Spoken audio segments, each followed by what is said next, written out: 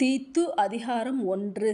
தேவனுடைய ஊழியக்காரனும் இயேசு கிறிஸ்துவினுடைய அப்போஸ்தலனுமாகிய பவுல், பொதுவான விசுவாசத்தின்படி உத்தம குமாரனாகிய தீத்துவுக்கு எழுதுகிறதாவது: பிதாவாகிய தேவனாலும் நம்முடைய இரட்சகராயிருக்கிற கர்த்தராகிய இயேசு கிறிஸ்துவினாலும் கிருபையும் இரக்கமும் சமாதானமும் உண்டாவதாக.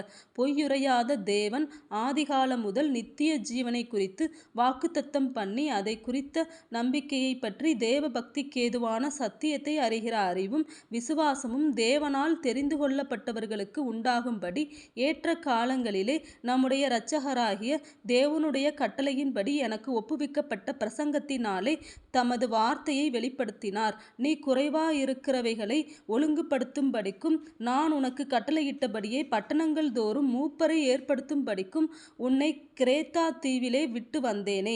குற்றஞ்சாட்டப்படாதவனும் ஒரே மனைவியையுடைய புருஷனும் துன்மார்க்கரென்றும் அடங்காதவர்களென்றும் பேரெடுக்காத விசுவாசமுள்ள பிள்ளைகளை உடையவனுமாகிய ஒருவன் இருந்தால் அவனையே ஏற்படுத்தலாம்.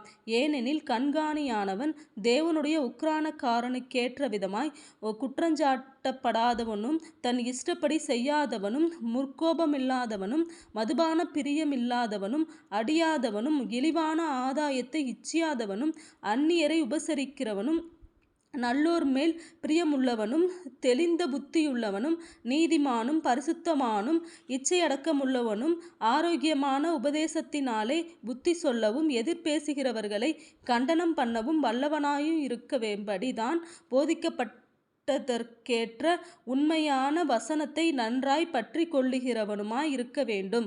அநேகர் விசேஷமாய் விருத்த சேதனமுள்ளவர்கள், அடங்காதவர்களும், வீண் பேச்சுக்காரரும், மனதை மயக்கிறவர்களுமாயிருக்கிறார்கள். அவர்களுடைய வாயை அடக்க வேண்டும். அவர்கள் இழிவான ஆதாயத்துக்காக தகாதவைகளை உபதேசித்து முழு குடும்பங்களையும் கவிழ்த்து போடுகிறார்கள். கிரேத்தா தீவார் ஓயா பொய்யர், துஷ்ட மிருகங்கள், பெருவயிற்று சோம்பேறிகள் என்று அவர்களிலொருவனாகிய அவர்கள் தீர்க்கதரிசியானவனே சொல்லியிருக்கிறான். இந்த சாட்சி உண்மையாயிருக்கிறது. இது முகாந்திரமாக அவர்கள் யூதருடைய கட்டுக்கதைகளும் சத்தியத்தை விட்டு விலகுகிற மனுஷருடைய கற்பனைகளுக்கும் செவிகொடாமல் விசுவாசத்தினாலே ஆரோக்கியமுள்ளவர்களாயிருக்கும்படி நீ அவர்களை கண்டிப்பாய் கடிந்துகொள். சுத்தமுள்ளவர்களுக்கு சகலமும் சுத்தமாயிருக்கும், அசுத்தமுள்ளவர்களுக்கும் அவிசுவாசமுள்ளவர்களுக்கும் ஒன்றும் சுத்தமாயிராது. அவர்களுடைய புத்தியும் மனசாட்சியும் அசுத்தமாயிருக்கும். அவர்கள் தேவனை அறிந்திருக்கிறோமென்று அறிக்கை பண்ணுகிறார்கள், கிரியைகளினாலோ அவரை மறுதலிக்கிறார்கள். அவர்கள் அருவருக்கப்படத்தக்கவர்களும் கீழ்ப்படியாதவர்களும் எந்த நற்கிரியையும் செய்ய ஆகாதவர்களுமாயிருக்கிறார்கள்.